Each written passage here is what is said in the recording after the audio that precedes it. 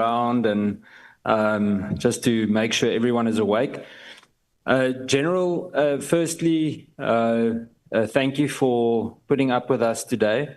It's been a very, very long day, so I'm going to go very, not fast, but I'm going to ask the questions very directly.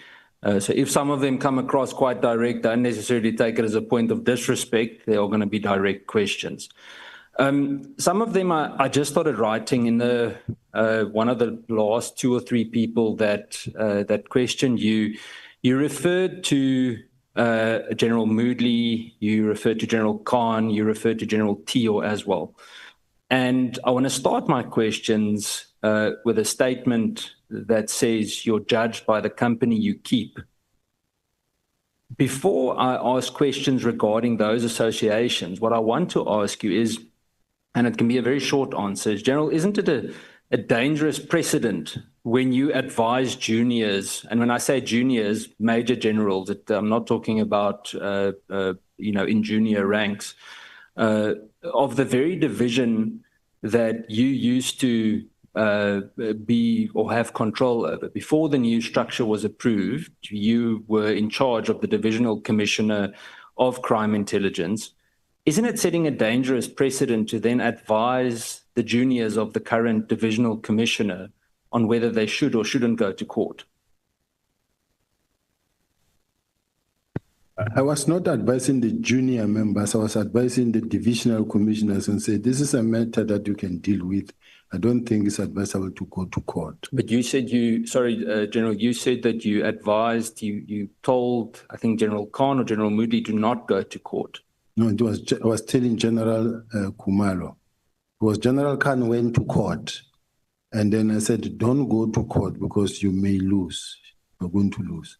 But then who did you say shouldn't do the expeditious process? I was telling General Khumalo. To not do expeditious? To not do the expeditious. Then General Khan rushed to court. Then he did. He proceeded without listening to him. But you told General Khan, I think you almost said it again now, you told General Khan not to go to court. Chair, can I be assisted here? Yeah. I said, General Khumalo was charging General Khan, and he was using the expeditious approach in a matter of 2021. It's a very long time matter outstanding, and he's been at work working. So in other words, when you have to charge him, you have to follow the normal disciplinary process, not go expeditious. And then he didn't listen. He charged him using the regulation of expeditious. And then General Khan, in order to defend himself, he ran to court. And he succeeded. And yes, and he succeeded. That is what I was saying. Okay, General, I'm sorry if I misunderstood earlier, but you, and I'm going to labor the point. Earlier you said that General Khumalo was going to do expeditious against General Khan, correct? Yes. You told General Khumalo why would he do expeditious, correct? Yes. Just now when I asked you at first, you said General Khan shouldn't go to court, right? Never said General Khan shouldn't go to court. No, it's not what he said. But Chair, apologies, Chair, but then there was a problem with previous questions because that's exactly what was quoted earlier. Yeah, what he said was that he advised that when the matter of General Khan went to court, General Khan succeeded in his court litigation. And then General, you said it's Moody, went to court and he lost. Okay. Did you tell General Moodley not to go to court? No. General, I think we're in different rooms here because this differs directly. I see the members nodding as well. I'll go back to it. I'll come back to it later. Chair, there's something wrong here. Moodley was instructed to report to the inspectorate. I followed up on this in Parliament several times General, when General Moodley was reporting to you still, he was instructed by yourself to go to inspectorate and he refused.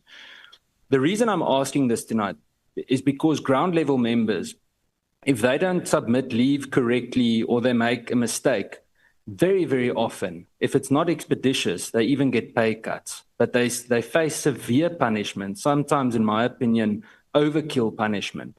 General Moodley was away from work. Tonight, you're defending him here when you spoke earlier, and you can differ from me, but he was away from work for 2 years. What did you do to remedy that? Remember that General Moodley was away because he was removed from his position. And as he was removed from his position, he was being sent to inspectorate. Now, this is the member of crime intelligence who grew up in crime intelligence. You are taking him out of crime intelligence. You're saying he must go to the inspectorate. And he's saying to you, myself and General Jacobs, we don't have a relationship at all. And I can tell you, it won't work.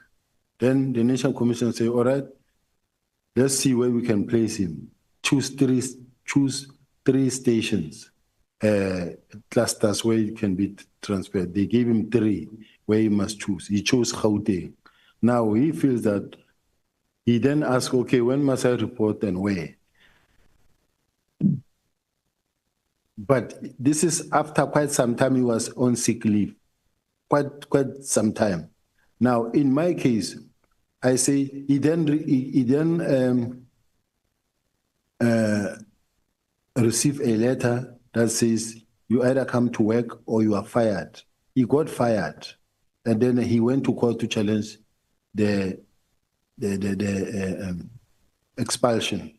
So he went to court, and the court ruled in his favor. Now, in my case, I wasn't defending anybody here. What I was saying is that there's something called interpersonal relations. What needs to happen is that you must be able to build a team in such a way that you work with everybody that you work with. You work with people, with staff that supports you. So it wasn't like I'm supporting General Moodley. Thank you, General. General, and I want to give context to it. The reason I'm asking those questions is because you said you gave vague answers about there being factions. Now, the whole conspiracy with this entire conflict was that General Moodley, Khan, and to a certain extent General Teo were part of one of the factions. Now, to be very honest with you, and this is a comment, not a question, Chair, in the Chair's absence, is that I find it embarrassing that it sounds like a Spanish telenova, a soapy, let's call it that, Days of Our Lives, when we have to determine who likes who in SAP's management. And it's the reason why this country looks the way that it does with regards to crime. I'll come back to that just now. General, when you were in your capacity as the DNC that still had crime intelligence under you, what did you do when General Moodley was away for 2 years? Because he stayed away, and you can't tell me he was sick, because I followed this up through Parliament. He didn't submit sick leave. So for 2 years, Major General was away, no sick note, and he was eventually dismissed for it. What action did you take in that regard? Personally, I remember he was not completely, he was sick, but he would show up sometimes bringing the sick note. And then I would talk to him and say, but why don't you come report? Even if you are to come and report here in my office, come to report in my office and say, no, I'll speak to my doctor. But I'll then say, okay, let me also speak to the National Commissioner so that the National Commissioner can agree with me that you're not going to go to the college, to General Jacobs. You can come report here with the hope that I was going to give him projects such as like extortion rackets, your cash in transit, your kidnapping, so that he can run the operations on those. And then when I speak to the National Commissioner said, no, you can't keep him in your office because you don't have a post in your office. Then what I was trying to do to assist also was not approved by the National Commissioner. Now, in my case, it was now between him and the Divisional Commissioner. General, again, you need to, and again, I say this very directly and respectfully, you need to decide whether you're going to be the peacemaker or you're going to be the DNC. You can't allow for crime intelligence that currently in shambles the way that it is, for someone to ad infinitum stay away from work, and when they pop in, they can. The reason I ask this is because General Moodley, amongst others, and you'll see how the names fit in when I continue with the questions, even flew up to head office to visit you. During my time following up through Parliament and asking questions, etc., it was very clear as we received information that he had visited Pretoria several times. And I find it interesting that you now say he won his court case when he's currently still dismissed. I know he's taking it on appeal, but he's currently still dismissed. And this leads me to the following question. You then again create the impression about General Teal.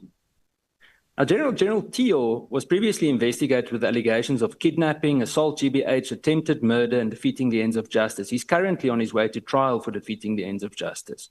And that's why I started with a quote of saying that you are judged by the company you keep.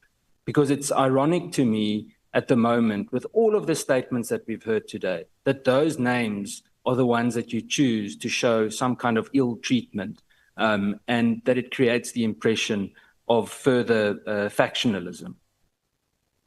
General, I want to move just regards to ranks and promotions, and I want to zoom in again on crime intelligence, and I want to ask you whether you questioned it or had any reservations about it. You mentioned, I think yesterday, a driver that was overnight promoted to captain in KZN. I think it was to captain.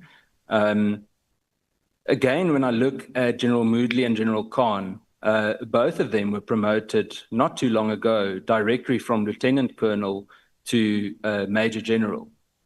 And that in itself is a significant jump in ranks. We were talking about General Mkhwanazi earlier. I've got my own questions about the way that he was promoted, and we can debate that.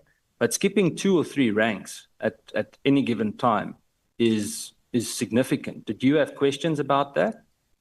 I don't have knowledge of that because I was not there. Thank you, General. General, I want to move to the issue of Vusimusi Cat Matlala.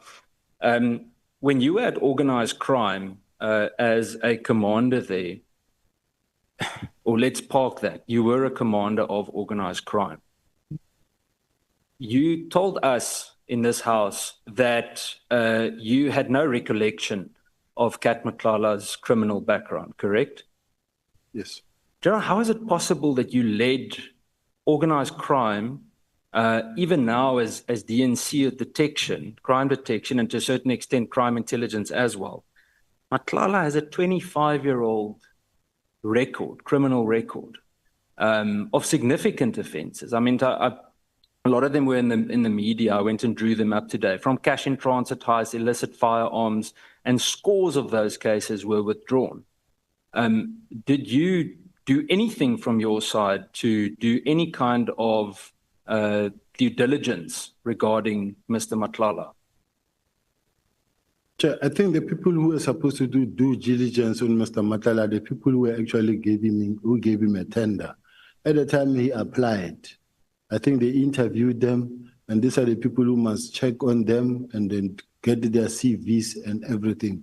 But the fact that he was given a tender, to me, he appeared to be a normal businessman who is a stockholder, because he was actually operating from the College of the Police. So, General, you're saying that he managed to build this so-called organized crime network, and while you're heading up organized crime and you're heading up later on detective services, you didn't know the background of Cat Matlala, one of the notorious, seemingly, or let's call him one of the highest ranking criminals in South Africa. You didn't know anything about him. No, I didn't know anything about it. And to be quite honest, Chair, it doesn't mean that when you are the component head, organized crime, which means you must know everybody who is a criminal. You will have, in the provinces, you will have a provincial head of organized crime. And then in Gauteng, there's also people who will know about him. But in my case, quite honestly speaking, I didn't know him.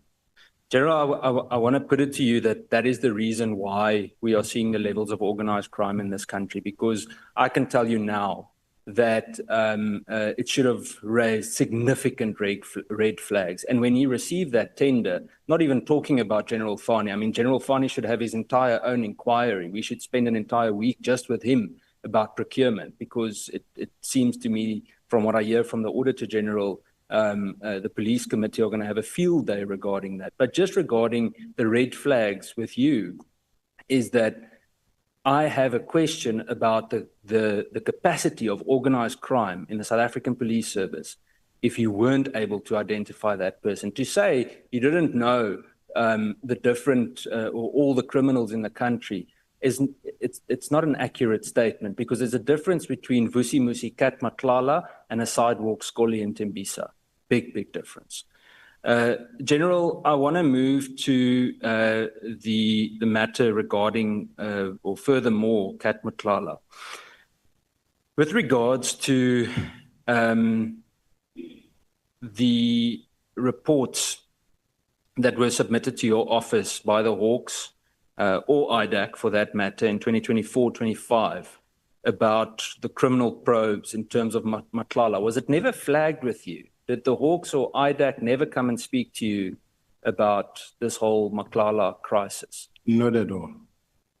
Chair, I think that's something we can ask them about then as well, because there's a serious, very serious oversight lab with internal capacity. General, furthermore, the matter of Kat Matlala and withdrawn cases. On what I just told you, several criminal cases were opened against Matlala over the years, and almost every one of those cases was withdrawn or quietly struck off the roll. Did you ever question why that kept happening? Because that subject never came up. I didn't know that this man is actually a habitual criminal, or has got so many cases withdrawn against him. It never actually happened. It's unfortunate, Chair, because at this point in time, I'm expected, or I'm being asked questions whether, didn't you know about this man? Didn't you know that he's got criminal record? But I don't think it is fair that I'm expected to, when I meet somebody, I must call someone and say, please conduct an investigation on this, run tests on this individual. I'll end up doing it with everybody.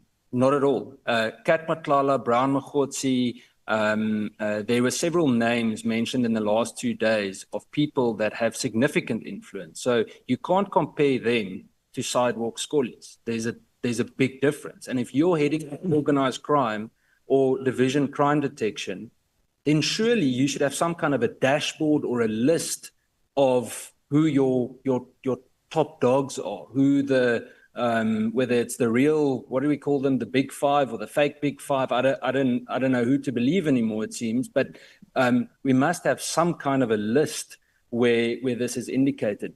If a stakeholder gets 360 million rands worth of tender in South African Police Service, then it is the entire SAPS management, and it includes you and General Masemola. There needs to be serious questions with regards to due diligence. General, I want to refresh your memory on the cases of Mr. Kat Matlala. 2018, 11-oat Porsche, attempted murder, withdrawn. 2016, Sandton, possession of a firearm without a license and impersonation of a police officer, withdrawn. Silverton, 2015, carjacking and possession of stolen goods, withdrawn. Alberton, house robbery, withdrawn. Burglary, residential premises, withdrawn. Possession of housebreaking equipment, withdrawn. Common assault, cash in transit heist, not guilty, acquitted. Brooklyn, theft out of a motor vehicle, withdrawn. And so the list goes on. There are many, many more. What I'm saying to you, General, it's physically impossible that he could have slipped the system. Someone helped him. And if it wasn't in your office, then it was in the office of General Fani. But there was significant help to Kat Matlala. General, you've repeatedly blamed crime intelligence for operational failures, but I want to ask you whether you ever issued any kind of a formal directive to crime intelligence to target Kat Matlala or Brown Mkhwanazi over the past 12 months. To to start with, Chair, I don't think it is fair that all the records that the honorable member was reading here.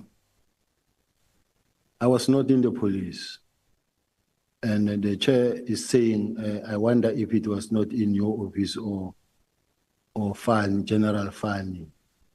It's really unfortunate and it's not fair at all, because we are not accountable and responsible for people that are criminals. And if that is the case, why did the police give him a tender? I was not there. I don't know. So that statement, really, I don't accept it, Chair. And then as to whether I gave any order or any instruction to crime intelligence to investigate Cat Matala, crime intelligence has got their counterintelligence. They do their work, they know their work, and if they do it. They don't have to get any instruction from me. I didn't know about Cat Matala's involvement in crime. So even when you're the DNC, crime intelligence, before the new structure was implemented, you didn't give any form of instruction? That's worse. When I'm the DNC, I'm not that operational. I'm more now at strategic level. I'm throughout the country running with the National Commissioner and the ministers in all strategic issues and attending in Bizos and all other areas where I'm sent by the National Commissioner. So is the closing down of the PKTT purely a strategic issue?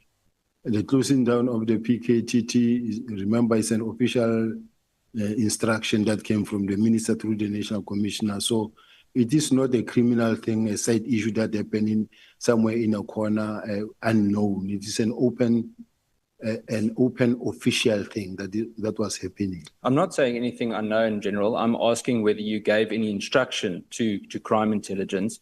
You explained that there's a false narrative that was being driven against you in the media. Did you ever task counterintelligence specifically to investigate such, especially with regards to the internal communication? You'd remember on the very famous 5th of March meeting, we discussed smear campaigns against people in the South African Police Service. But I think, Chair, crime intelligence head, the divisional commissioner, reported to me, but the officials under the divisional commissioner crime intelligence were not being tasked by me. I could not call a counter and say, come here, Mr. The national commissioner can do that. But in my case, there was no relationship with crime intelligence. There was no relationship with even the head of crime intelligence. No relationship? Yes. General, you speak of unfair, but you know what's unfair? That we're sitting here at 11:30 on a Tuesday night about a group of adult men and women that can't get along in the police. General, did you ever demand any form of disciplinary action for those who allegedly stalled or didn't investigate, but you now said there was no investigation with regards to the smear campaign, so let's rather just skip that. General, I want to go to the last few questions.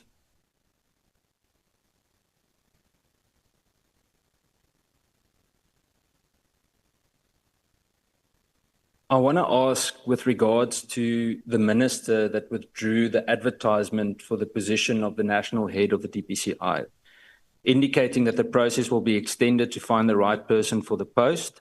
As someone who publicly expressed, this is you, interest in the position and has long served within the South African Police Service leadership, how did this decision and the implied suggestion that the right person had not yet been found make you feel, both personally and professionally?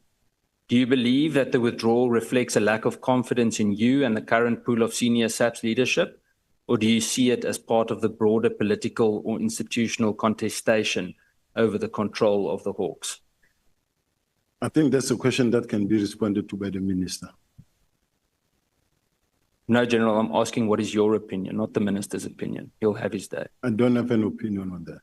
So it doesn't bother you that they said they're waiting for the right candidate?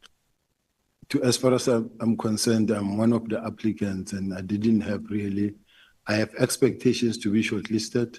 And if I was not shortlisted or maybe it was withdrawn, it means the right candidates did not succeed or were not really there to be considered. So you win some, you lose some. If you are not part or you are not in their plans, unfortunately, that is what it is.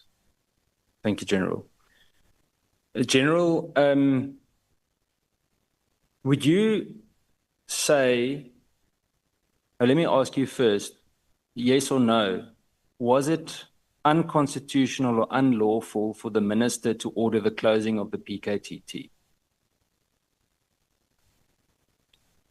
Personally, I don't see anything unlawful about it. So it's constitutional. You think it's constitutional? Yes.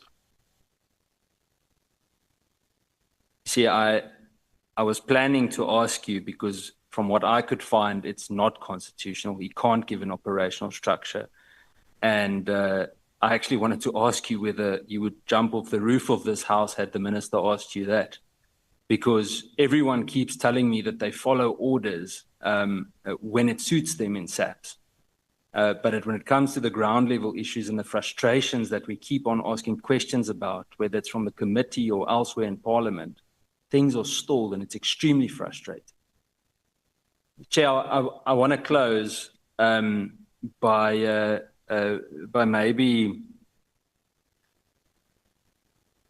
maybe just saying that the trust relationship for effective policing is essential, especially in the management of SAPS and I guess all the accounting bodies around it, Parliament too. But by the actions that we've witnessed today and even over the last few weeks, with many different stories and testimonies, I really want to say that the public's confidence in SAPS, I think, has never been undermined on the level that it has now. And I think, Chair, we've got a huge responsibility from our side as Parliament, broadly speaking, to try and assist in restoring that integrity and credibility of SAPS. General, I want to end off by saying you're judged by the company you keep. These meetings and breakfasts with Brown Mkhwanazi, in the calls, Kat Matlala, etc. There's an Afrikaans saying that says, meng jou met die semels en vreet die varke jou op. Die varke gaan vir jou opvreet. Thanks, Chair. Thank you so much, Honorable Cameron, General. Chair, can we ask Honorable Cameron to say what you said in Zulu? What does that mean in Zulu? Oh, Ntuli, you know I'm going to destroy that language if I can't get that. But in English, very shortly, it means that if you mix with the brand, the pigs will eat you up. All right. General Sibiya. Thank you for the opportunity, Chair. And I hope I presented what I presented to the best of my ability. And where I made mistakes, I apologize. Where I made... I want to say one or two things with you. Oh, must I? Because in my case, I thought the chair say I must... No. I wanted you to look at me. Oh. Thank you so much. You say 2015 or 16. Well, yeah, I'll come to you, Senior Counsel. I want you to be the last to speak. When you were charged and dismissed from the police service was because you have led the arrest of was he General or Brigadier Mkhwanazi? Richard included the Divisional Commissioner of Crime Intelligence. That's what led to your expulsion to your understanding. That's correct. So you have been a victim. Yes, Chair. So in your understanding is that you have fired where vultures were perched, and you became a victim for that. Yes, Chair. And then thereafter you went to work at the city of Johannesburg. That's correct, Chair. And then there were investigations that you were also doing there. That's correct, Chair. And you were later investigated yourself. Yes. And in your own understanding or interpretation is that those who were trying to investigate you were trying to shield themselves from investigation. Yes, because I was cleared. Those who led the charges against you. Yes, because myself I was cleared. And now you are back in the South African Police Service as one of the longest serving, most experienced and competent police officer. That's correct, Chair. And there is a possibility that there would be a vacancy in the DPCI. And there are people who, in your own understanding or from your own reading of developments, want to scupper your upward mobility. And then they sit somewhere, carefully put a plot well calculated, and then run a smear campaign against you. Is that so? That's my feeling, Chair. That's your greatest feeling. Yes. And then in the process, you are alerted that you must know that there are people behind you, they are hounding you. And when you get that report, you look around and the later developments come to confirm that indeed what Mr. Mkhwanazi told me, that I'm being hounded, is happening. That's correct, Chair. So the presentation that you make here is that the reasons why these things happen is because there is a plot to stop you or even oust you from the police service. Is that so? That is correct, Chair, because you can also follow it up to the IG level, because I reported these things, even to the deputy ministers. So what victimizes you? Why are you a victim of your own abilities? Are you a victim of your own successes? Because it's like wherever you are, this victim thing follows you. I think is it a case, or what? Can we organize with your ancestors and do? I'm trying to do that, Chair. Why are you always a victim in your own understanding? Chair, I'm sure Gen Mkhwanazi was sitting in this chair when he says this man was removed from the city of Joburg, who was fired for the rendition. And then he came back, and the National Commissioner and the Minister did not challenge him coming back. And we don't know why. And within a very short space of time, he was now promoted. Now, to me, I heard and I observed the last degree of hatred that this man doesn't want you, really. Because you cannot say why I came back and why they didn't oppose. And if that happens to him, would it be fair that if, let's say, for instance, you get suspended, pushed out, you have to fight for your career? And then he says, no, he doesn't understand why the minister didn't oppose. And when I'm back, he also say to the minister, I'm investigating the minister, when there's no investigation against the minister. They then go to the National Commission and say, Sibiya wants your job, when that is not the case. Now, because the police commissioner was here, he says very soon he will be going on retirement. So if he was to go on retirement, I listened to you when you told us how old you are. So it means there will be an opportunity, two opportunities will arise. One will be the head of the DPCI and one will be the National Police Commissioner.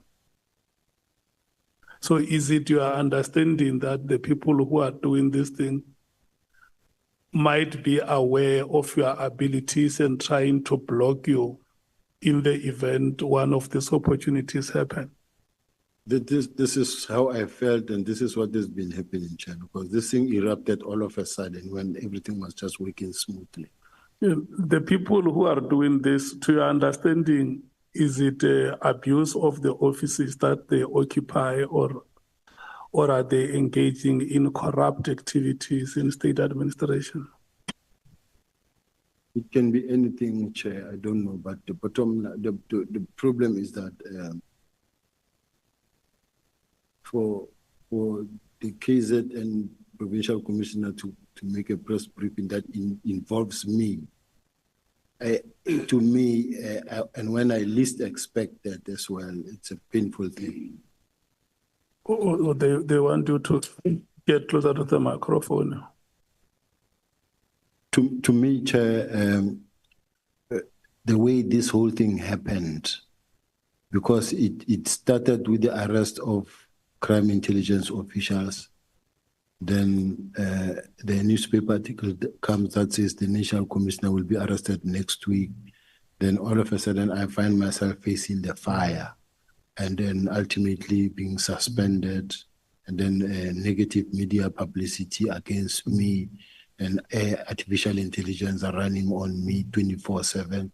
So I find myself in this situation. I have hope to recover, but to recover from where I am now, it will really take a miracle.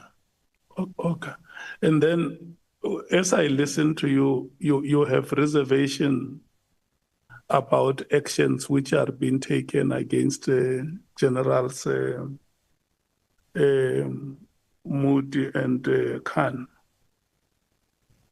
I don't have reservations. General Khan is no longer facing a case because he won it in court. He's back at work, he's working. General Moodley is in court. I'm told the court ruled in his favor, but apparently internally, I'm not sure what is the exact situation. But the statement that you made here is like you had a feeling that they were being ill-treated. What I was making as a statement was that the divisional commissioner has got no relationship almost with all his people. Divisional commissioner, you mean General Kumar? That's correct. Okay, and you also complain that you are not being treated similarly to some of your colleagues. For instance, the manner in which General Khumalo was treated when he was charged. Arrested, not suspended, provided with legal fees. In my case, I'm suspended, and I'm struggling to even be supported with legal fees. That's what I wanted. And even I couldn't believe, I never thought it is possible that I could be and I will be charged for an official document that comes from the minister to the National Commissioner, from the National Commissioner to me, and I activate that what I received from the National Commissioner in writing. But I end up being suspended for that. Oh, okay. Then I want to hear what you are, because now you have presented how you see the developments that brought us to where we are in the SAPS. And then General Mkhwanazi says, at the heart of this is a twin project. It's a twin project. Yeah, to frustrate the reforms in the intelligence services and to dissolve the PKTT so that whatever possible breakthroughs that could be made in Gauteng are stopped. What is your comment on that? No, it's not like, I don't agree, because it's not like the PKTT started investigating people in Gauteng for years, and it is for that reason that they must be disbanded.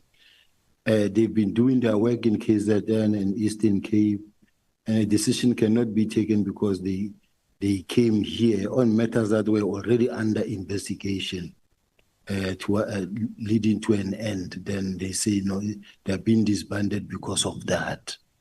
And the 121 dockers that are at head office has got nothing to do with these people that are mentioned.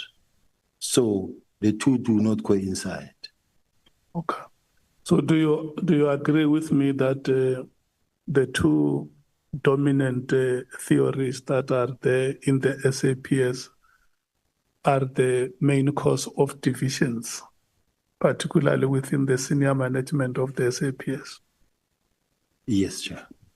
The theory that you hold and that which General Mkhwanazi hold are at the center of divisions that you have in the SAPS. If the PKTT team was not dissolved, I don't think there would have been so much pushback and a fight around this issue of the PKTT. Now, unfortunately, I find myself in between. I'm a victim, I'm a collateral, I'm in between. Because personally, I did not participate nor partake in a decision that led to the disbandment. I hear that, Yes. But you have also said that the reason why you find yourself facing the situation you are facing is because of crime intelligence. Yes. So you want to tell us that the situation has become so paranoid that you may even be, or some may be using the institutions that they lead to fight personal battles. Yes. Okay. I feel like that because remember that the National Commissioner said he instructed General Khumalo to investigate me. But when General Khumalo was arrested, the National Commissioner, without me having said a word or having done anything, he writes to me.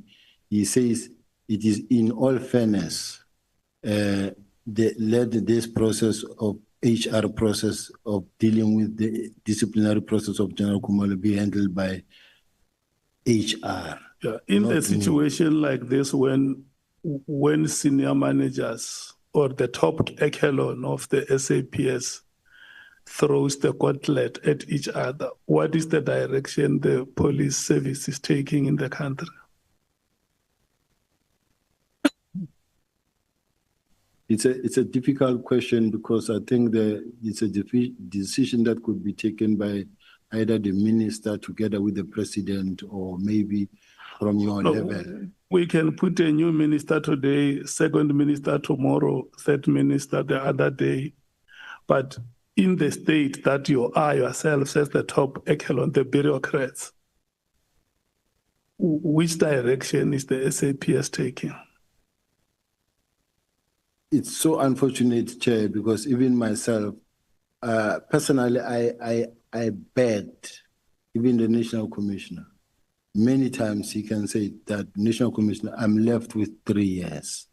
Yeah. If I can be allowed to finish my 3 years, I'll go home in peace.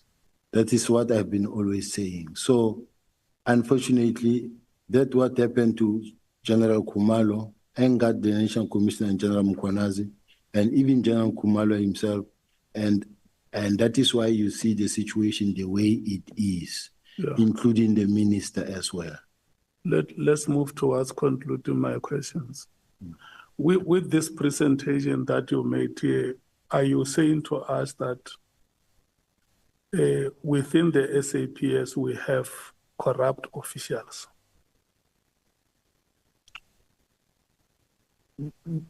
I wouldn't say there are no corrupt officials. They are there. They have been there. Yes, I want you to place it on record. This is Parliament, it's the leadership of this country. They want to know, they play oversight on the SAPS. Are there corrupt officials in the SAPS? Those that are known are being arrested. There are corrupt officials in the SAPS, and the system is cleaning itself out. They are being arrested if they are. those that have not been arrested, which you confirmed here that some of them have acquired properties, are they also part of the corrupt officials in the SAPS? Yes. Okay. And then I want to ask the last two questions. Did you have a press conference? No, not yet. Or unless I've never called for a press conference unless the chair referred to the journalists that were at my gate during the search. Did you talk to them? Yes, I did. Is there anything that you said during that interview with them that you may want us to know? No, that what I said there is that I feel that my life is in danger, my life is in trouble. And the reason why, Chair, remember that my weapons have been taken. Everybody is paraded to my yard. And my colleagues, I'm the Deputy National Commissioner, I'm not yet fired, I'm still the Deputy National Commissioner of the Police. The National Commissioner or whoever can ask me and say, we are sending, when they come to serve me for whatever notice, they send one or two people. It's a divisional commissioner coming alone with a driver. And they come, they serve me, they go. Now, in this case, to dramatize the whole thing, to come with task force, with NIU, I feel that in this case, the special task force has been abused and misused. Because you can't use special task force for issues like this. I'm a Deputy National Commissioner. I'm not going to fight. I'm not going to resist. Just send the people. You use a statement like, bring it on.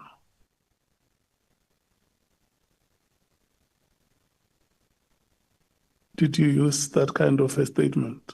Long time ago. That when I was told that I'm being investigated on these issues of defeating the ends of justice, I said, yes, bring it on, it's fine. I'll fight it. What did you mean when you say bring it on? He who says they've got evidence against me, they must charge me. Okay.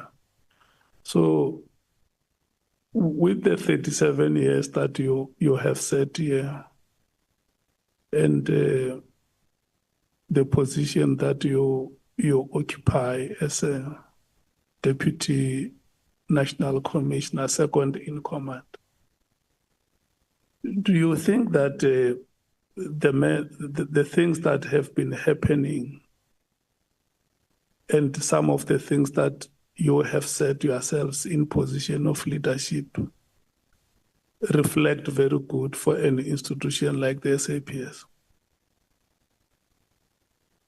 Chair, from where I'm sitting, I've been always defending myself. I've always been defending my name, my reputation, because when you look at all these attacks, Chair, I never started the process where I go for a person and go or start a fight or start something. Just like, let's take for an example, that press conference, this press briefing that was done by General Mkhwanazi. Had I been the one to do it, I would have been fired a long time ago. And nobody sees anything wrong for a general to wear camouflage uniform and do what he did. Others are treated in a different way than others. If another general can stand up, wake up tomorrow and do it, it's going to be fired. Why are we not equal? And I don't say he must be fired because he said that. Even if you are not happy about certain things, why go take the mic and speak to the nation and mislead the nation on a lot of things? There are still various other ways that you can follow to voice your unhappiness. Okay.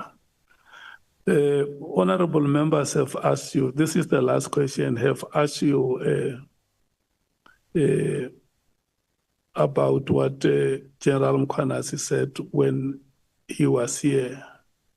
And I had also carefully listened to you, what you said about him. Where you stand, if we were to bring the two of you and put you next to each other, would you say that the things that you said about each other as senior police officers in the country is correct? Chair, I wouldn't want to justify anything that is wrong. Yeah. And where I'm pointed out to have done something wrong, I would accept as well. But I don't want to press and say, no, I was right. Yeah. Where I was right. Because the honorable members, when they ask you here, you said the position you hold is senior